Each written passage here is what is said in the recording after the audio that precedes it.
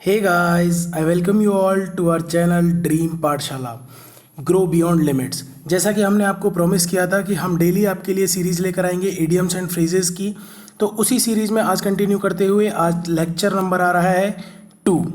तो बने रहिए हमारे साथ। एक बार कल का रिवीजन करेंगे। It was a brief introduction about me, then we discussed about the target audience, then course details. एक बार कल का जो था वो हम रिवाइज करके देख लेते हैं। अगर आपने नहीं देखा है तो यहाँ पे आपको लिंक मिल जाएगी, आप एक बार कल वाली वीडियो भी रिवाइज कर लीजिएगा। कल हमने कौन कौन से इडियम पढ़े थे? पहला था फ्लॉगिंग ए डेड हॉर्स, जिसका मतलब था किसी व्यर्थ का प्रयास करना। ठीक है। इसके बाद हमने पढ़ा to make a clean breast of, जिसका मतलब है किसी अपराध का दूसरों के सामने खुलासा करना। फिर था कीप अप विद, बराबरी करना। टोकन स्ट्राइक, सांकेतिक हड़ताल। बाई फिट्स एंड स्टार्ट्स, अनियमित रूप से। टू गिव इनफ रोप, किसी को पर्याप्त आज़ादी देना। To have a green thumb, बागवानी में कुशल होना। इन अ टाइट कॉर्नर, परेशानी में होना। ब्लेसिंग इन डिस्गाइज, समस्या जो बाद में फ़ायदेमंद हो। यहाँ तक हमने कल कर लिया था। ठीक है। ये रिवीजन था, इसलिए मैंने बहुत जल्दी जल्दी निपटा दिया, क्योंकि एक कर्सरी व्यू आपको मिल जाएगा। ठीक है। देखिए, एक वर्ड आपको यहाँ से नया मिल गया, एक कह लें एक नई इडियम आपको मिल गई। ये देखिए, कर्सरी व्यू। कर्सरी व्यू का मतलब क्या होता है? सरसरी निगाह से किसी चीज़ को देखना। ठीक है। तो आपने एक बार सरसरी निगाह से आपकी प्रेजेंटेशन को एक बार वापस से देख लिया। ठीक है। अब मैं आपको यहाँ पे एक काम और करूँगा कि मैं आपको इस प्रेजेंटेशन की पीडीएफ फॉर्म बनाकर दे दूंगा टेलीग्राम चैनल पर, और टेलीग्राम चैनल की लिंक जो है वो आपको इस चैनल के डिस्क्रिप्शन में मिल जाएगी। ठीक है। तो आप चैनल के डिस्क्रिप्शन में देख लीजिएगा, टेलीग्राम चैनल की लिंक मिल जाएगी, वहाँ से आपको ये पूरी पीडीएफ मिल जाएगी। आपके लिए सारी मेहनत हम करेंगे, एज वी हैव प्रॉमिस्ड कि आपको फ्री एजुकेशन और क्वालिटी कंटेंट हम प्रोवाइड करने वाले हैं। तो चलिए शुरू करते हैं आज की पहली इडियम। आज की पहली इडियम है a carrot and stick policy. Carrot and stick policy का मतलब क्या होता है कि आपके एक हाथ में कैरेट है, एक हाथ में स्टिक है। ठीक है। अब आप एक सिचुएशन इमेजिन कीजिए कि आपके एक हाथ में कैरेट है और एक हाथ में स्टिक है। इसका मतलब क्या है? इसका मतलब ये है कि अगर कोई अच्छा काम कर रहा है तो आप उसे कैरेट दे रहे हैं, लेकिन एट द सेम टाइम अगर कोई अच्छा काम नहीं कर रहा है तो आप उसे स्टिक मार रहे हैं, लाइक छड़ी मार रहे हैं। ठीक है। तो ऐसा कब होता है कि मतलब अगर कोई अच्छा काम करेगा तो मैं उसे कुछ रिवॉर्ड टाइप दूंगा, और अगर कोई बुरा काम करेगा तो मैं उसे पनिश करूंगा। Getting my point?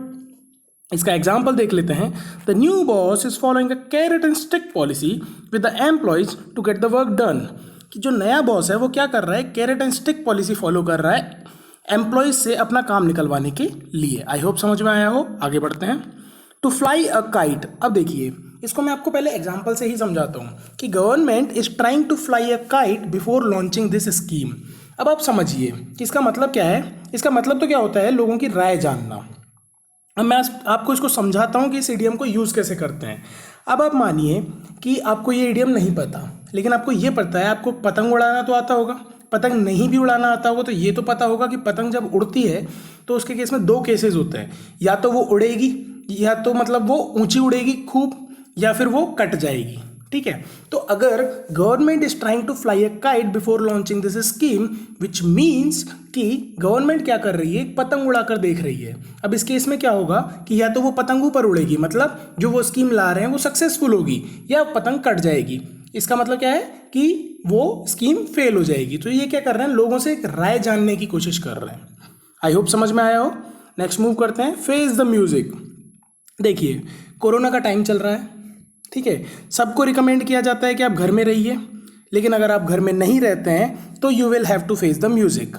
Initial time में अप्रैल वगैरह के महीने में तो आपको फेस द म्यूजिक की फॉर्म में पुलिस की लाठियां भी पड़ी होंगी जो घर से बाहर निकले होंगे।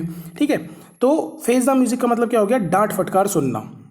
डांट फटकार सुनना मतलब इसको एक और बोलते हैं फेस द कॉन्सिक्वेंसेस। इस वर्ड को याद रख लीजिएगा, वन वर्ड में बहुत आता है।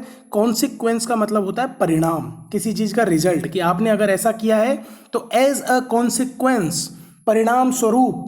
ये देखिए, अब नॉर्मल लाइफ में आप इन वर्ड्स को बोलना शुरू कीजिए, इससे क्या होगा? आपकी इंग्लिश ओवरऑल इंप्रूवमेंट होगी, इंप्रूव होगी। ठीक है। तो अब इसका एग्जांपल देख लेते हैं। Because of his misbehaviour. Misbehaviour भी एक अच्छा वर्ड है। बिहेवियर क्या होता है? आपका व्यवहार, और मिसबिहेवियर आपका क्या होता है? दुर्व्यवहार। He is bound to face the music, कि उसका डांट फटकार सुनना बनता है। ठीक है। आगे बढ़ते हैं। Look down upon. Look down upon का मतलब क्या होता है? आप खड़े हैं, आपके सामने एक और बंदा खड़ा है। ठीक है, अब आपने पहले इसे नीचे देखा पूरा, फिर ऊपर देखा, फिर नीचे देखा, फिर ऊपर देखा, है ना। और आप में एटीट्यूड बढ़ा है, वो तो वैसे भी दिख रहा है, एटीट्यूड बढ़ा है, तो आप क्या करेंगे उसे, अरे भाई कौन है तू, इस तरीके का एटीट्यूड होता है ना कई लोगों का कि तू है क्या मेरे सामने, वो अपने आप को जो बादशाह समझते हैं। तो you should never look down upon, मतलब लुक डाउन अपॉन का मतलब क्या होगा, किसी को हे की दृष्टि से देखना। अब देखिए, हे मतलब नफरत की दृष्टि से देखना। इसके लिए जो हम वर्ड यूज़ करते हैं वो होते हैं HATRED, हेट्रेड। हेट्रेड का मतलब क्या होता है, नफरत। एक और वर्ड होता है LOATHE, लोथ। लोथ का मतलब भी क्या होता है, नफरत। एक वर्ड होता है ABHOR, अबोर का मतलब भी क्या होता है, नफरत। और भी वर्ड्स होते हैं, वो हम साथ में पढ़ते चलेंगे। एक और वर्ड लिखा देता हूं मैं आपको, अबोमिनेबल, अबोमिनेबल, ठीक है। तो अबोमिनेबल का मतलब भी यही होता है, नफरत। तो इसको आप ऐसे याद रख लीजिए कि जो बोमन ईरानी है, बोमन, ये वर्ड कैसे बना है, ए बोमन। तो बोमन ईरानी जो है वो कैसा है, नफरत के काबिल है। एक्चुअल में नहीं है, बस आप याद रखने के लिए कर लीजिए, he is such a brilliant actor. ठीक है, तो आगे बढ़ते हैं। You should never look down upon a man merely because he is poor. ठीक है, आपको किसी को हे की दृष्टि से सिर्फ इसलिए नहीं देखना चाहिए क्योंकि वो गरीब है, सिर्फ इसलिए, मेयरली सिर्फ इसलिए नहीं देखना चाहिए बिकॉज वो पुअर है। You must not look down upon your parents advice, अपने पेरेंट्स की जो एडवाइस होगी उसको तो कभी भी गलती से भी हे की दृष्टि से मत देखना। ठीक है, क्योंकि पेरेंट्स जो है आपकी, उनकी इंटेंशन कभी गलत नहीं होगी, वो हमेशा आपका भला चाहेंगे। You should never look down the poor, गरीब को कभी भी हे की दृष्टि से मत देखना। बहुत ईजी सा था, समझ में आ गया होगा। इन चीज़ों का एक काम कीजिएगा, जो भी मैंने वोकैब लिखाई है, जो भी मैं वोकैब लिखवा रहा हूँ उसको ट्राई कीजिएगा आप कमेंट सेक्शन में डालें। क्योंकि होगा क्या, कई बार हम आलस करते हैं कि कोई दूसरा डाल देगा, लेकिन जब आप खुद लिखेंगे ना उन वर्ड्स को तो आपको स्पेलिंग याद होगी, और उसके साथ जब हिंदी लिखेंगे तो आपने लिख दिया, और एक बार लिख दिया तो वो फिर आपके लिए लाइफ टाइम याद होगी वो चीज़। ठीक है, और फिर उसका सेंटेंस में यूज़ करने की कोशिश कीजिए। इसी तरीके से इंग्लिश इंप्रूव होगी। इंग्लिश को अगर आप हिंदी बनाकर पढ़ना चाहेंगे ना तो मेरे दोस्त कभी याद नहीं हो पाएगा, याद रखिएगा इस चीज़ को। आगे बढ़ते हैं। To feather once nest. अब नेस्ट क्या होता है, घोंसला। अब देखिए, और फीदर का मतलब क्या होता है, पंख। ठीक है, अब एक चिड़िया अपने घोंसले में पंख डाले जा रही है, इसका मतलब क्या है, वो अपने घोंसले को भर रही है। और चिड़िया के लिए जो घोंसला होता है, इंसान के लिए वही घर होता है। तो आप क्या कर रहे हैं, अपने घर भर रहे हैं। एक बार बोलते हैं ना कि इस इंसान में इतना लालच है, इतना घमंडी है, इतना बेईमान है, बस अपना घर भरने में लगा हुआ है, ये नहीं कि लोगों की भी थोड़ी सेवा करे, बोलते हैं ना जनरली। तो इसका मतलब क्या होगा, बेईमानी से लाभ कमाना। Mary is much more interested in doing things for the other people. Mary किस चीज़ में इंटरेस्टेड है, दूसरे लोगों की मदद करने में, देन फीदरिंग हर ओन नेस्ट, अपना खुद का घर भरने की बजाय। आई होप समझ में आया हो, बहुत आसान से हैं। आगे बढ़ते हैं। To take stock of. देखिए, अब टू टेक स्टॉक ऑफ, किसी का स्टॉक लेना। ठीक है, स्टॉक लेने का मतलब क्या होता है कि इसके पास कितना है क्या नहीं है, किसी चीज़ का पता लगाना, किसी चीज़ का जायजा लेना। क्लियर है। A team of experts will take stock of the situation, कि एक्सपर्ट्स की एक टीम क्या करेगी, will take stock of the situation. अब आप मान लीजिए कि आप एग्जाम्पल लीजिए कि आप बैंक में काम करता है। ठीक है, तो बैंक में क्या करते हैं कि जब आप किसी को लोन देते हैं तो जैसे आपने वर्किंग कैपिटल दी, ठीक है, ये ज़्यादा टेक्निकल वर्ड हो जाएगा, लेकिन आप समझिए, किसी को आपने लोन दिया, कुछ भी दिया, तो आप किसी चीज़ के एवज में देंगे, किसी चीज़ के एवज में देंगे। और उस एवज में देने का मतलब क्या है, जैसे बोल दिया कि ये मेरा 1 करोड़ का स्टॉक है, इसके बदले मेरे को 10 लाख रुपए का सामान दे दो, 10 लाख रुपए उधार दे दो, तो आप क्या करोगे, you will take stock of. ठीक है, आप उस चीज़ का एक्चुअल में स्टॉक देखोगे तो सही कि भाई इसके पास है भी है या मुझे पागल बना रहे हैं। तो that is something what we call to take stock of. Clear है, आगे बढ़ते हैं। To take something in to your stride. अब इसको समझिए, टू टेक समथिंग, किसी चीज़ को लेना, इन टू योर स्ट्राइड, एक तरीके से अपने पक्ष में करना उस चीज़ को, अपने पक्ष में। ऐसा नहीं है कि अपना फेवर कर लेना कि मैंने उसके पक्ष से हटा के अपने पक्ष में कर लिया, नहीं। इसका मतलब है कोई चीज़ डिफिकल्ट थी लेकिन मैंने उसे बहुत आसान बना दिया। जैसे अगर आपने ये इडियम और फ्रेजेस की जो सीरीज़ है इसको अगर कंटिन्यू रखा तो आई प्रॉमिस यू कि आपके लिए इडियम्स एंड फ्रेजेस बहुत मजाक लगने लग जाएंगे। ठीक है, बिकॉज आप देखिए ना कि आपको अगर इंग्लिश नहीं भी आती है तो भी इडियम्स है क्या है, एक्चुअल में मुहावरे ही है ना। जैसे ऊँट के मुँह में जीरा, हमें एक बार में समझ में आ जाता है कि अगर हमें इडियम नहीं भी आती तो ऊँट के मुंह में जीरा का मतलब क्या हो गया कि ऊँट होता है बहुत बड़ा, जीरा होता है छोटा सा, मतलब ना के समान। तो सेम चीज़ यहाँ पर है कि है इंग्लिश लिखी हुई है, लेकिन आपको इंग्लिश अगर थोड़ी सी भी नहीं आती तो थोड़ी सी प्रॉब्लम हो रही है, उसको हम हेल्प कर रहे हैं सही करने में। क्लियर है? आगे बढ़ते हैं। तो to take something in to your stride, इसका मतलब क्या होगा? किसी चीज को लेना अपने पक्ष में, मतलब किसी चीज को जो डिफिकल्ट थी उसको आसान बना देना। क्लियर है? आसानी से निपट लेना। A true champion takes the challenges into his strides, की मतलब कोई चैलेंजेस थे उनको वो क्या कर देता है? आसान बना देता है। ठीक है, जैसा हमने क्या डिसाइड किया है कि आपको free education, quality content provide करना है, कम वॉट में। ये भी लीजिए, यहां से आपको एक नई इडियम मिल गई, कम वॉट में। कम वॉट में का मतलब क्या होता है? चाहे कुछ भी हो जाए, चाहे कुछ भी हो जाए, चाहे परिस्थितियां कुछ भी हो। ठीक है, और इसी के लिए एक वर्ड क्या मिल जाएगा आपको? अंडर। देखिए, आपको एक इसी तरीके से लिंक करनी होती है चीजें। Under any circumstance. ठीक है, अब आपके लिए आज का टास्क है कि आप ये सरकमस्टेंस जो है ना, इसकी स्पेलिंग देखेंगे, देख के आएंगे और आप कमेंट बॉक्स में लिखेंगे, पक्का है ये। ठीक है ना? सरकमस्टेंस की स्पेलिंग आपको लिखनी है, अंडर एनी सरकमस्टेंस। ठीक है, तो ये आपको याद हो गया होगा। आगे बढ़ते हैं। Touch and go situation. Kabaddi खेले हो कभी? अरे खेले नहीं हो तो देखा तो होगा। ठीक है, टप्पू सेना को खेलते हुए देखा है। तो टच एंड गो सिचुएशन क्या होती है? ये मैं थोड़ा बिहारी फ्लेवर डाल रहा था। टच एंड गो सिचुएशन क्या होती है कि आपने छुआ और आप भाग गए। यही होता है कबड्डी में कि कबड्डी कबड्डी कबड्डी बोलते हुए सामने वाले को टच करना और टच करके वापस आ जाना है। क्यों क्यों रुक क्यों नहीं रहे वहाँ पे? क्यों? क्योंकि सिचुएशन जो है बिल्कुल अनसर्टेन है। हो सकता है दूसरी टीम का कोई दूसरा बंदा आए और आपको पकड़ ले, तो आपका जो एक पॉइंट मिल रहा था वो भी चला जाए। क्लियर है? तो टच एंड गो सिचुएशन का मतलब क्या है? कोई अनिश्चित सिचुएशन है, अनसर्टेन सिचुएशन है, आपको नहीं पता क्या होने वाला है। क्लियर है? आगे बढ़ते हैं। Under a cloud. अब देखिए, दो इडियम है, याद रखिएगा। एक है अंडर अ क्लाउड और एक है ऑन क्लाउड 9। अब देखिए, दिखने में 10 हैं इडियम, लेकिन आप अगर देखें ना, इस लेक्चर को ढंग से देखा होगा तो मैंने कम से कम 10 तो आपको वन वर्ड बता दिए, है ना, और इडियम भी काफ़ी सारी बता दी। तो बने रहिए हमारे साथ, और मैं आपको बोल रहा हूँ ना कि बहुत अच्छा कंटेंट हम देने वाला है। तो अंडर ए क्लाउड का मतलब क्या होता है? क्लाउड के नीचे। अब बादल के नीचे क्या होता है? कुछ भी हो सकता है। तो उसके इसमें क्या होगा कि कुछ भी सिचुएशन हो सकती है भाई, सबको शक के घेरे में रखो।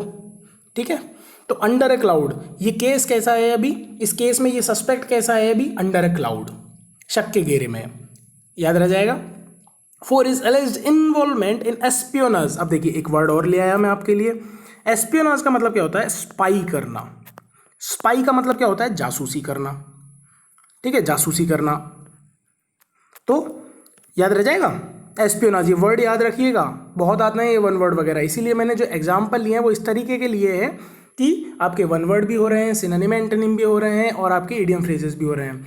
और अगर आपका सपोर्ट रहा, मैं आपको ग्रामर का सिलेबस लेके आऊँगा, ग्रामर लेके आऊँगा। जो नॉर्मल पढ़ाते हैं ना, नाउन, सब्जेक्ट, वर्ब, एग्रीमेंट, वो नहीं, वो एक्चुअल में इंग्लिश वो है ही नहीं।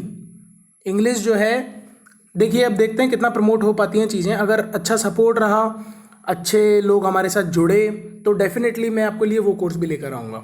ठीक है, और सिलेबस तो आपका कंप्लीट कराना है ही। तो आगे देखिए कि he is under a cloud these days, की मतलब उसने जो स्पाई का काम किया था, जो उसने जासूसी का काम किया था, उसकी वजह से उसके जो आरोप लगे हुए हैं उस पर, इस वजह से वो is under cloud these days. समझ आता है? आगे बढ़ते हैं। Fall foul of. फॉल का मतलब गिरना, फाउल, अरे यार फाउल क्या होता है? मुझे तो नहीं आता फाउल।